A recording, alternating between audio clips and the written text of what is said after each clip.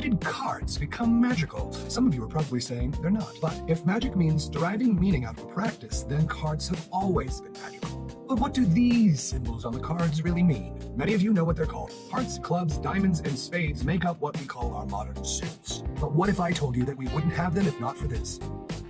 See, here in America, we get our suits from the French. And you might not know that different parts of the world use different suits altogether. In parts of South America, Italy, and Spain, they have a completely different system with things like cups, swords, rods, and coins. And yes, you might notice that similarity between the Latin root and tarot. But even that tradition is ever present in the American suits because the root word of spades is espada, or swords in Spanish. So, if our system evolved from these older symbolic systems, why in North America do we distance ourselves from that original tarot card meaning?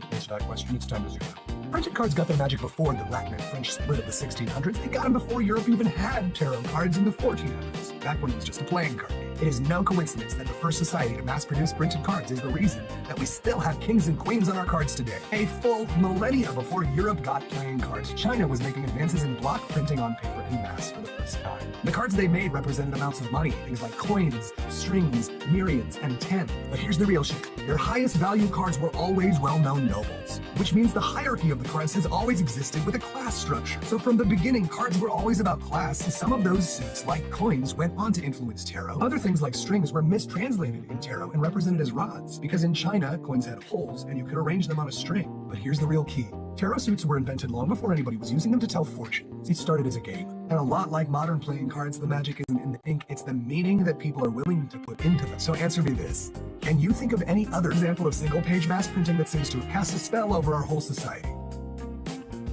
Currency is mass printing designed to influence the society it circulated. In that way, it might be the most effective spell ever put into ink, and just like all other magic cards, it only has the power that society is willing to give it. So are cards magic. In terms of an undeniable impact on society, I mean, yeah, hell yeah. But were they formed out of Merlin's placenta?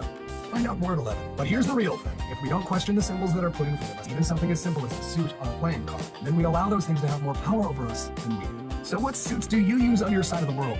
And what undeniable meaning have you derived from playing cards, tarot cards, or anything? For more deep dives on board game history just like this, follow me on Kickstarter with Monopoly RPG.